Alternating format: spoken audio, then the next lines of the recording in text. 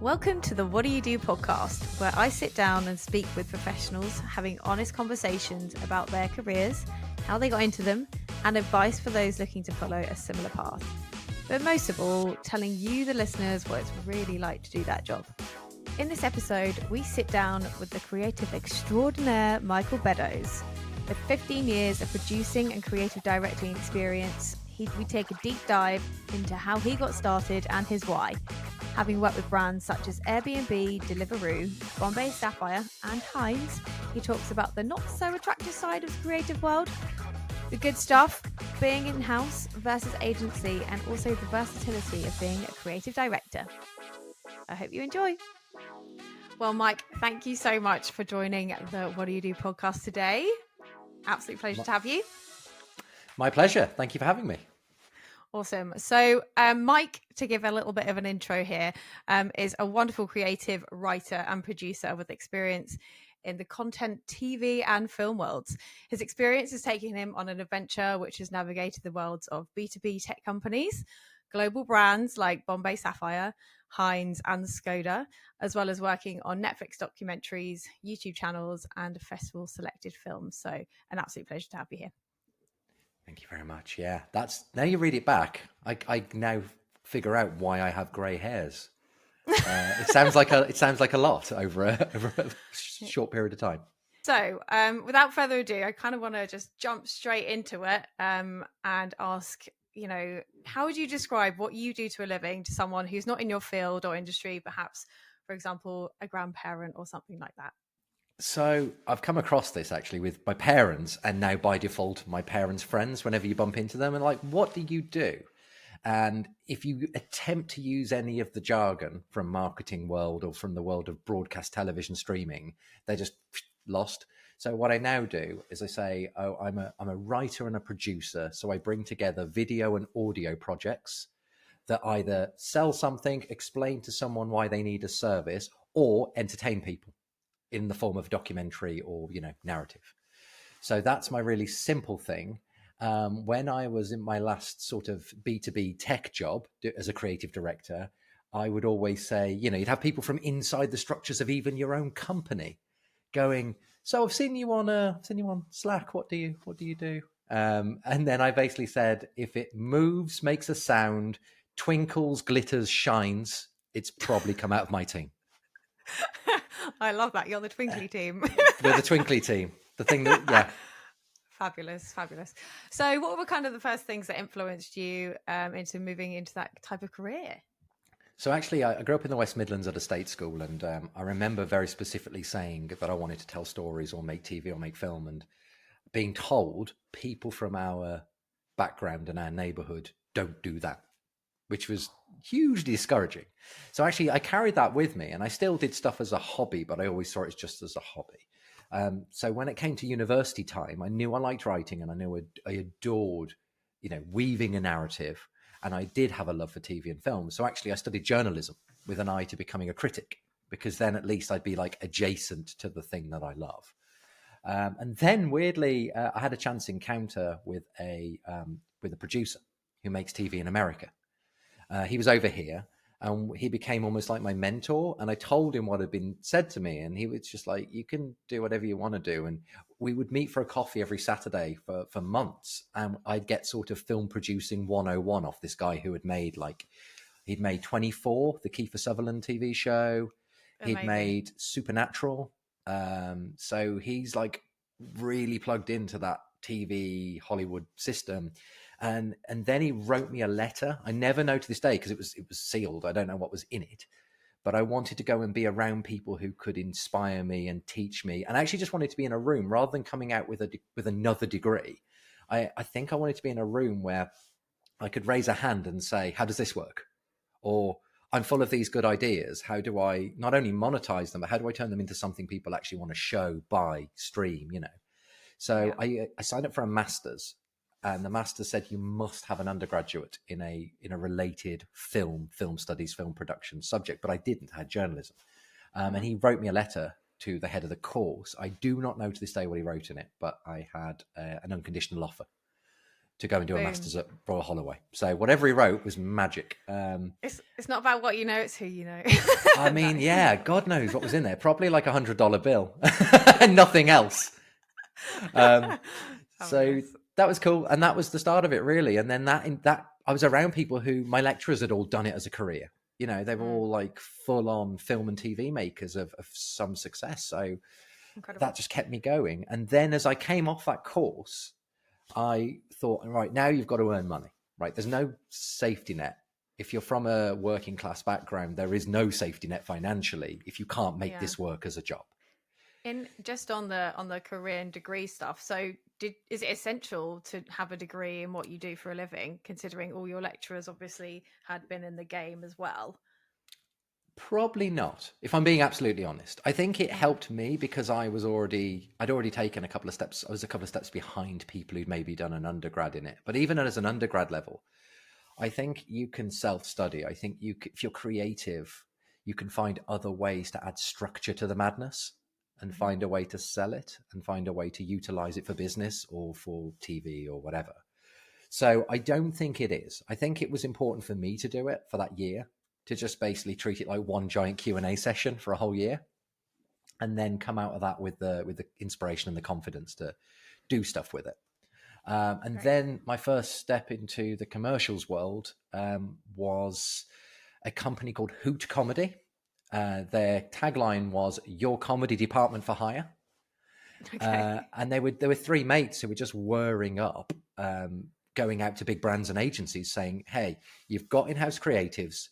They know brand and they know activation and they know, conversion like the back of their hand. But are they funny?" And they would straight up go into rooms and say, from our experience, your creative writers who go, "I'm funny," are not funny in a way that is going to sell a product or make someone think well of your company. So yeah, that was great. And I was hired as their first ever producer. I was there for 3 years. Fabulous. So within a role as a producer, with these guys, so talk me through what a typical day-to-day would have looked like. Coffee. At some point, James Rawlings, our creative director, at about 9:03 with a 9 a.m. start, would ask everyone what they wanted to do for lunch. And then priorities. Yeah, love that. Priorities. And then we would jump into like a quick team meeting. What's on the slate of who we're pitching to? What pitch decks do we need to put together? Do they need to see a sample? Do they need to see a script? What we got on the agenda in terms of physically going to their office to meet them? And then if we were in production, my job would be looking at the budgets, the schedules, seeing where we're at. And every day was very different. So one day could be making 3 different budgets where it's, maximum approach, budget friendly approach, because they don't quite have the spend and a middle ground. And then tooling up, with crews, casting, even the legal and compliance part that people don't really think about. So, your shoot is worth millions of pounds to the client. It's also worth millions of pounds to the livelihoods and the safety of the people and the equipment on your set. So all of that, the legal side and the compliance side, that was all on my shoulders as well. Yeah, they're not so sexy stuff that people forget about, I guess, when they think about creative careers. They always think about the creative, beautiful parts of it and the glamorous parts of it potentially, rather than, actually compliance is very important. It really is. The call sheet apparently is the number one piece of evidence that will be brought up if you are ever in a court of law because someone got injured or, heaven forbid, killed on your set. There you go. So what would you say would be, what were like the highlights of that particular role for you? It was a really cool dynamic team. We were a little bit scrappy. Like before anyone was really using the term properly, like of startup, because this is back in, 2012. It was a startup. Now I recognize what it was. We'd taken a side office alongside a really cool, edgy, creative agency called Lean Mean Fighting Machine. Okay. We weren't in Soho. We were in Camden. You're around all these brilliant creative people on the agency side. It felt, and you're working in this converted warehouse, by the canal in Camden near Chalk Farm. And you're like, it felt exciting that every day was different, and you'd look up the list of people you were going to meet and you'd be off to see, one day you're off to see Tribal DDB or even M&C Saatchi, all these iconic agency names. And then you'd be in direct to client with someone like Emirates or Coke and that was really cool. And, Castrol Oil was one of my favorite jobs. They literally had a pot of money and said, we want to do a web series about loving your car. So we just brewed up a ton of really fun, silly, creative around that. And then it was my job to take that script, take their budget, and like make those two things, bit of alchemy, turn those things into the finished product. So you've worked obviously in-house and agency side. What are the key elements that are different from both sides of the coin? I think they're very similar. I've always thought production company versus agency. For years, I was like, oh, they must be very different. I don't think they really are. I think production company sometimes has to think more about the nitty gritty. The agency will be like the ideas guys, and then there'll be the end of it as well. That how do you seed it? How do you use ad spend to push people to your content? They're experts in that world. And in the production, you're sort of the meat of the sandwich, or the middle part, which can be the initial idea, can be a bit of writing, and then turning that into the finished piece of content. But I think they are almost like, having done both of them and worked both sides of that wall, I think it's modular. So on one job for one client, it might wholly be on the production company to brew up the scripts and the creative, and the agency will just add guidance. The client has said they don't want to see anyone over a certain age. They don't want to see any children in this. They don't want a regional accent. They want an RP London accent because they want to sell globally. And you're feeding in. But there are some jobs where it's the complete opposite. And the agency creatives are acting like a writer's room, and they will literally hand you a finished script and go, client, sign that off, go make it. So it's a very modular thing depending on who you're working with. Awesome. And what would you say are some of the best or your favorite projects that you've ever worked on? Oh yeah, that's a nice question. I like that one. Happy reminiscing time.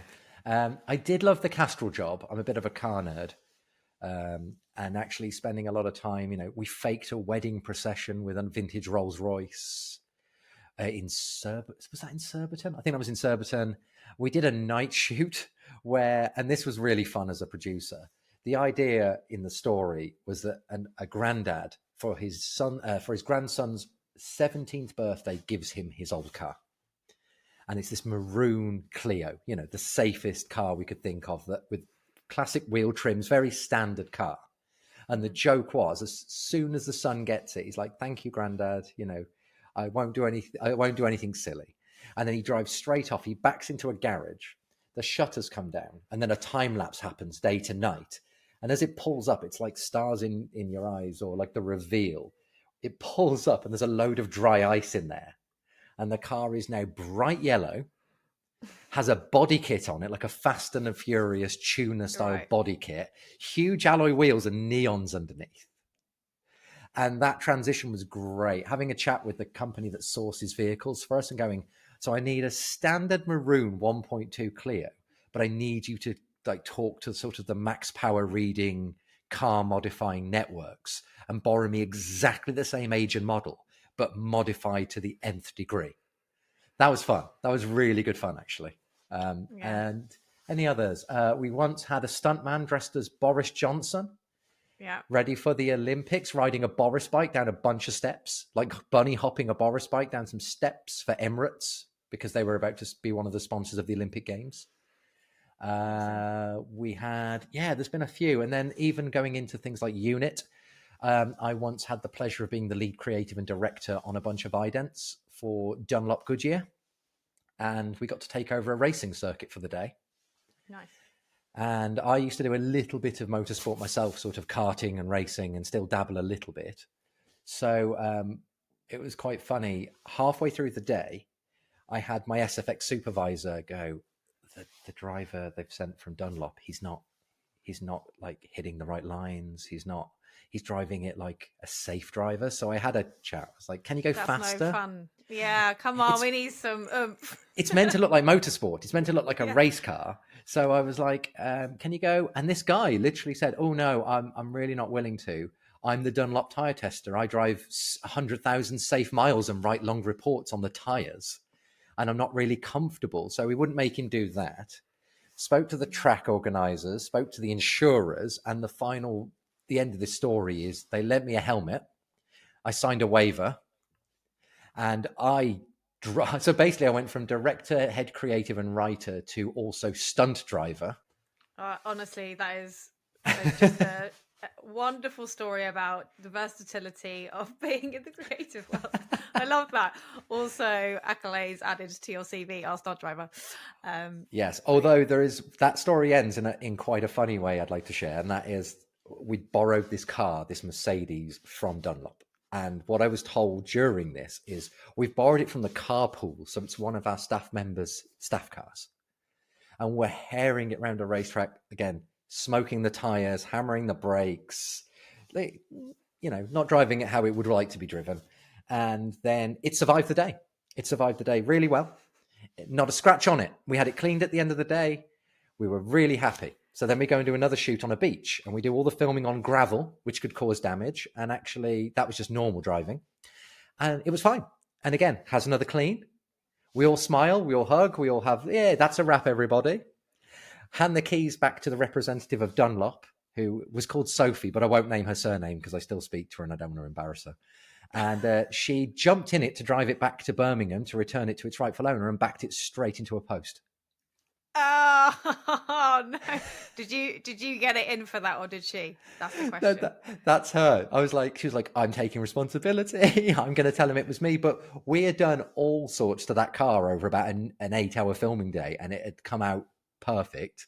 And then it was coasting out of a car parking space into a wooden post. So, what would you say? I mean, you've told us pretty exciting stuff there about your role on a day-to-day. But what are the best bits of your job? Best bits of my job is the variety, the people you meet. Like, I've worked with some incredible people, and actually more often than not, I've worked with some brilliantly kind, empathetic and smart people who I've learned from in every meeting. And that can be people all the way up to the top of a client who, they sit at board level in a massive company like a Unilever, for example, that literally own everything in your bathroom right now. Or it could be that you're working with these amazing hands-on practitioners. Like, I've worked with the most incredible directors of photography who make things look absolutely stunning. Worked with some brilliant writers, some legitimately funny comedians. So it is that variety and range of not only projects, but the people.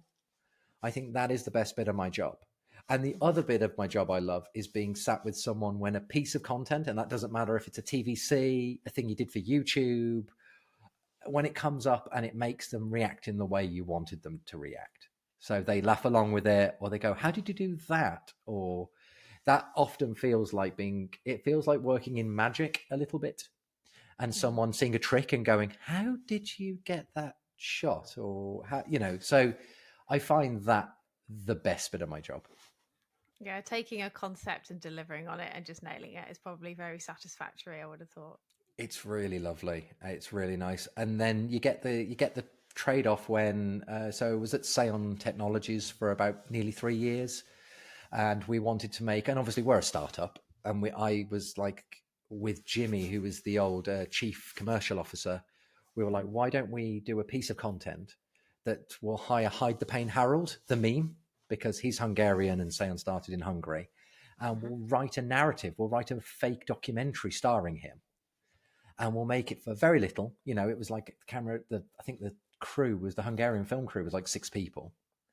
And we put it together and we released it. And I don't think there was any traditional ad spend. The first episode did like 133,000 views. And it just really reached out. So that success felt good. And then we thought, why don't we put it in for some content awards?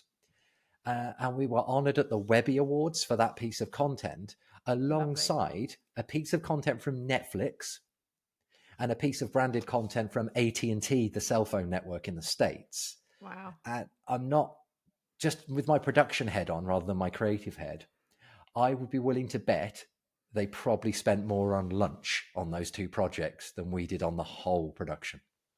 Just goes to show that, you don't need a huge budget necessarily to deliver a really hot piece of content at the end of the day. A good idea is a good idea, I think. So what are the worst parts of your job? The worst parts, warts and all. The biggest one, the biggest headache is if you have a title with creative, is that creative is both objective and subjective. It's opinion driven. You can use data to see that something didn't work and not do it again. Or you can see that data worked before and repeat the success or try to repeat the success. But what you can't do is, especially when you're bringing humor into it, if you're delivering something that has comedy, you could show it to people from the actual comedy broadcasting world to go, that's really funny. You could show it to a CEO who just doesn't get it. So the buy-in is harder because it ultimately creative is based on opinion, even though you can back it up with, analytics. The other part is in physical production. So you mentioned the glamour of, the film, TV, cameras, lights, but actually, in my experience, nearly all of them, regardless of budget, and I'm going all the way from like £500,000 worth of TV campaign I ran all the way down to a £2,000 piece of, content. It's an early start. There's never enough time. And there's always a gremlin or something, whether that's an actor's taxi getting stuck in traffic, whether that's the caterers make a mistake and nothing arrives on time. So it's then delaying your 30 hungry crew who are hungry and annoyed anyway. And then you're going to be even later starting in the afternoon. You can't quite get the performance you want. And you've got 10 minutes to get it, or you've lost the light. There's always something. It's either small or it's massive, but there's always something. So I think producers earn their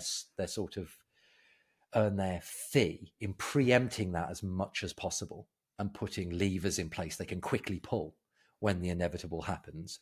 Thank you for that. So with regards to, I guess, the types of personality that would be a good fit for what you do for a living, in your opinion, what would that look like? Calm, both producers and creative. Calm in production, because like I said, when those things inevitably don't go the way you planned, you need to just go, what do I do next? Not lose your mind. And actually in creative, if you spend months developing an idea and someone who you think is wrong goes, but they're more senior, goes, no, don't get it. Don't want to do that. You've got to go, how can I change it to make it work for them? Or do we have to start again? You just have to breathe through it almost. So I think a calm demeanor, and I think the ability to see through the noise. And that works in a load of different ways. That works there's a lot of voices in a room, all with a different opinion. You've got to find a way to cut through that noise or get them all on the same page. What was the best advice that you've received from a mentor? So my producing mentor, who's a guy called Cyrus Yavneh, who was the American I mentioned, who's sadly no longer with us. He said once, everybody in a boardroom or in a writer's room or in a production meeting, it's the same mindset of people in that room. You're going to have people who protect the business interests and the money, and people who are there for the creative. And sometimes they all get along. But he said the one thing he's noticed, there's a growing trend of everyone feeling like they have to say something to qualify their own existence. I think that's true in every boardroom or every meeting. There's so much content about that at the moment, even, I think, on social media. He said, don't be afraid to sit back and have huge eyes, huge ears, and a tiny mouth. As a hiring manager, when you're hiring for wonderful creatives, what are your pet peeves with regards to CVs, interviewing, anything like that you find really irritating or that really deter you from hiring someone? I think at CV level, I'm more agnostic. I'm more, I need the information to be clear, but I actually don't care what template you use. I don't care if it was written in, Mac notes and screen grabbed, as long as I can read it clearly. Or it could have a funky template, that they've got off Google Drive or Google Docs or Microsoft. Like, it doesn't matter to me as long as it's clear. I mean, I obviously, as a recruiter, see hundreds, if not thousands of CVs a year, thousands, in fact, it should be probably hundreds of thousands. And so I've become very quick at assessing what is, impactful. And I think ultimately it's putting out the brand names that you've worked with, probably some key achievements and the impact that you've had within those campaigns that you've maybe been involved with as well. So anything to add on that? No, I was going to say, once you come to interview, I think be short, be concise, and have in front of you, or at least in the front of your brain, your top achievements, which will be the things for me that you are most proud of, that actually make you smile when you recall them. Oh, I love that. Smile when you recall them. Definitely. Yeah. Wonderful. What is the one career move or decision you made that you thought was risky that turned out to be the biggest payoff? Right now, I've got two. So the one I did that springs to mind immediately was joining Sale. Mm-hmm. And the reason I say that is because up until that time, I'd split my time on the very hard B2C side of things, on the TVC, global, out of home, like the large campaigns with the brands like the Bombay Sapphires, the Heinzes, the Vanishes of this world. And post-pandemic, just an opportunity that I didn't apply for it, I wasn't chasing it, but through someone in my network, they said, it's a startup, it's B2B. And I was like, I've never been in a startup. I've never been in a B2B. And I've actually never been in-house at a brand. I've always been working for them, but I've never been. And they were like, oh, that doesn't matter. We just want someone to build the content slate of video, audio offerings, take stuff we're already doing on a really small level and like tool it up with freelancers so we can do more of it. And I was like, I was really in two minds about taking that job. And I think I remember saying to my now wife, who at the time going, but it's B2B. I've never been that side of things. And I'm not disparaging B2B at all. It's just not my world. Mm-hmm. And she was like, yeah, but look, we've come out of a pandemic lockdown. And you were saying you wanted to try something new because you've been going out your mind for 18 months with not much flow of work. Why don't you at least give it a try? Just be honest with them and give it a try. So I gave it a try, and I was like, first day, it's going to be really hard to get my head around this. I don't think I'm built for this world. And then after a week, I was like, it's slowly coming. It's building up. I think we can do something cool here. And I think they listened to good ideas above all else, which was good. And then it kind of clicked. I remember at the end of week 2 going, I'm actually really enjoying this now. However, I think I'm going to do a year. I'm going to get them on their feet, and then I'm going to hand over to someone who is of this world. And I was there for about 3 years. So that's how that one turned out. Yeah, we got a Webby, 2 Lovey Awards in terms of like the content awards people were heard of, and then 2 Davy Awards, which are usually given to, they're called Davies because David and Goliath. They're usually given to agencies with an income below a certain, financial threshold. But because we were a startup and we fitted the budget cap, but we weren't an agency, they still considered us, and we won 2 golds at their awards. Boom. So there you go. That was decent. And then the next one is happening right now. So this is like live feedback. And while looking for my next adventure, I actually got speaking to sort of a well-regarded TV comedian and presenter, a really well-known in history circles historian, and one of my old friends who's actually a writer, BAFTA-nominated writer and performer. And we have a passion for World War II history.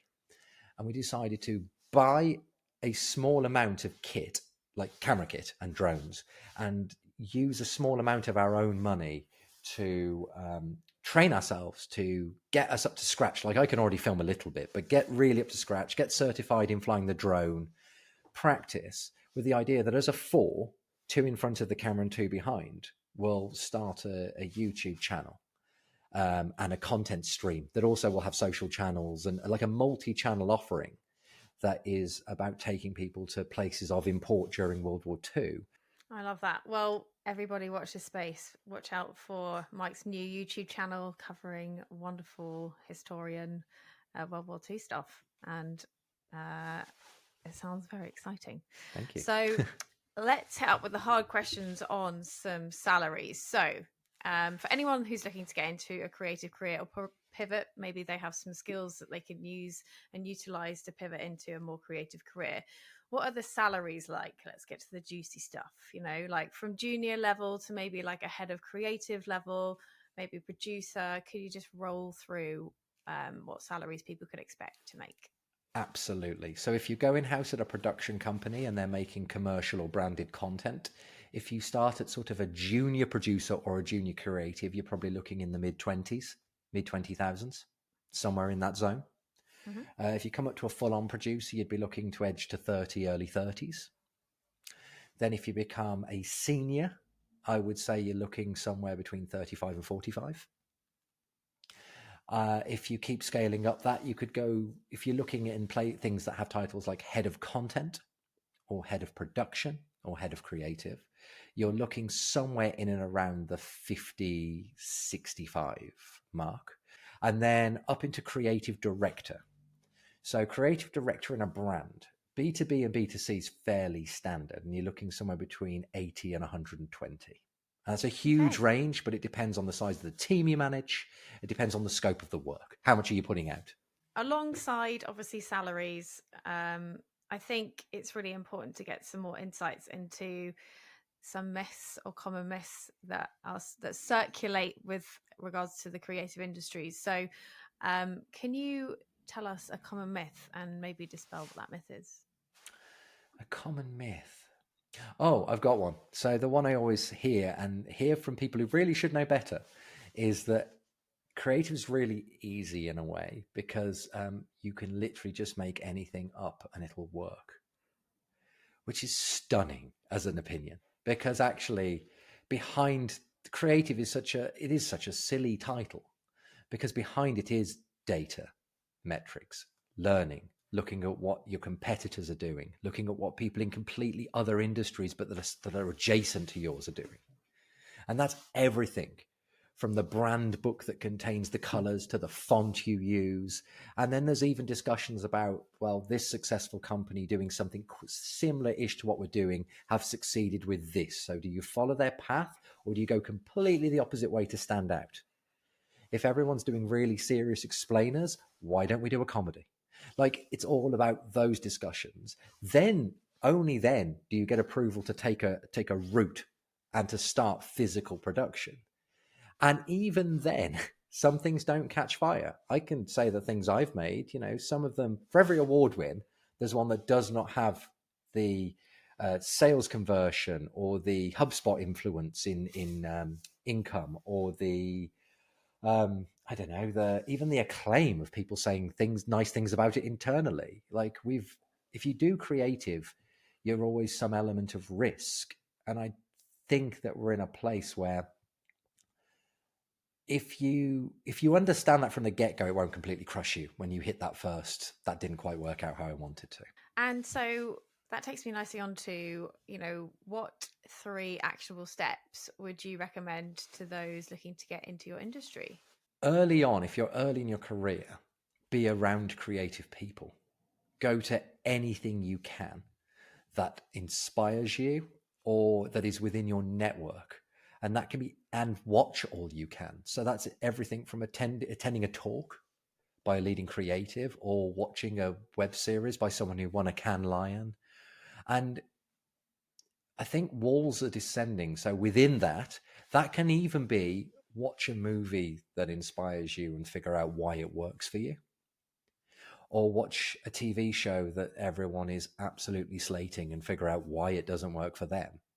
So the why it works and why it doesn't, start to early in your career. Be around people who can teach you things, but also be around content and the delivery of stories that can teach you about the success and failure as a measurement. There's some great LinkedIn threads I follow at the moment. I'll give them to you after so you can put them in the description. But every week, they're like the best pieces of advertising, social, or content they've seen that week and why. And I find even just analyzing, Serial are smashing it at the moment with their social stuff. They don't have a big team. I don't think they have a huge budget, but they're doing this kind of subversive, cheeky tone of voice that's really stretching their reach and really working for them. I don't think we ever truly got back to full 100%, even though the pandemic was a while ago now. And then we've had financial pressures on top of that. So, for example, anyone looking to find a role in production or in creative, last month was awful. I think I saw one using my LinkedIn Premium. I saw that one job that was a mid-weight role in production had something stupid like 612 applications. Wow, that's a lot of applications. Which is huge.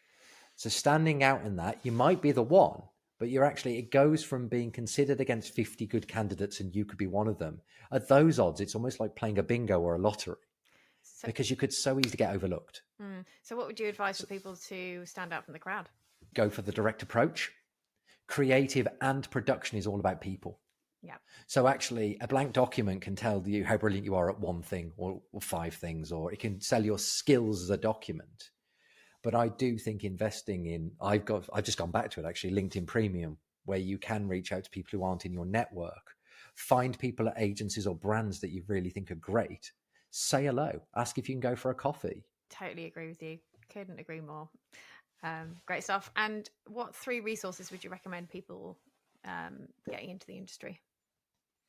Breaking in, the basic one I mentioned already is LinkedIn or LinkedIn Premium, just because you get a wider access to places. Even if you go to a paid for event, there's going to be 30, 40 people there. LinkedIn is infinite. It's the whole globe in your laptop. So that's a good one. I endorse that one. Yeah. If you specialize, get really into your specialism. So mine, and this will make me feel old now, mine was global TVCs, but actually it's rapidly evolved into YouTube. But if you love TikTok, if you're a TikTok specialist, live and breathe it, see what's working, see what's not, because actually that platform particularly moves so fast that what worked 3 weeks ago might not work today. Yeah, amen to that. Because everyone jumps on it. Yes. And it kills the algorithm. So then someone has to try something new. Again, it's the cutting through the noise. I'll come back to that phrase. You've constantly got to be thinking. So get really into whatever platform your creative output is, even if that's print. Get really into seeing what's out there on banners, on tube adverts, on billboards. Just really put your head into that. And then the other one, in terms of resources, there is actually a book, or it's a book series I will recommend.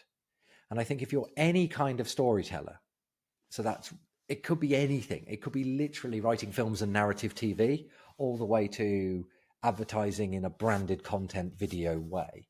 There's a series of American books called Save the Cat. It started as a structure book for people who wanted to write feature films of either 90 pages or 110 pages. But that series has kept evolving. So you can get Save the Cat writes for the stage, Save the Cat writes for TV, Save the Cat writes a novel. But what it will do, I've read all of them. I'm not a novelist, and I've never written a play, and I'm never gonna write a play. It's not my medium. But I've read those books because what it does is it gives me a really deep understanding of structure of storytelling, and it will at least give you some hints and tips at what are the common denominators in storytelling. Brilliant. I love that. Such good little insights from that, and also I'll pop the link in the comments and in the description below. So amazing. Finally, what is the most unusual interview question that you've ever had? Ooh, good question. I know what it was. I won't name the company, but I'd written and directed a piece of content for Deliveroo, which starred Jack Whitehall. Nice. And I kid you not, I walked into an interview ready to answer questions on, how do you assess the success or failure of a piece of content? What content inspires you? Mm-hmm. What are your budgets like? Can you operate on a smaller? I expected actual hard questions, and no joke, they opened with, what's Jack Whitehall like in real life? Well, yeah. So that's the weirdest question, because it completely it threw me completely. I was like, he's lovely. He's a really talented, lovely, sweet man. Yeah. Anyway, next. Well, that's quite a nice little I probably drops your guard a little bit, potentially. So. It could have been a nice icebreaker. It was a nice icebreaker, honestly, but I was not. I think I got they were B2B, so I got very fired up for hard, stats questions, and I was completely wrong-footed by, what's he like in real life? Awesome. Well, Mike, it's been an absolute pleasure to have you on today. So thank you so much for joining. I hope all of the insights have been very helpful to everyone, and I'm sure they have been. So thank you. Thank you so much for having me. A pleasure. Thank you so much for listening to the What Do You Do podcast. Whether you're looking for a job or ready to find your latest inspired hire, head over to waddyado.com/jobs or click the link in the description. Don't forget to hit that subscribe button and share with anyone you think would love this episode.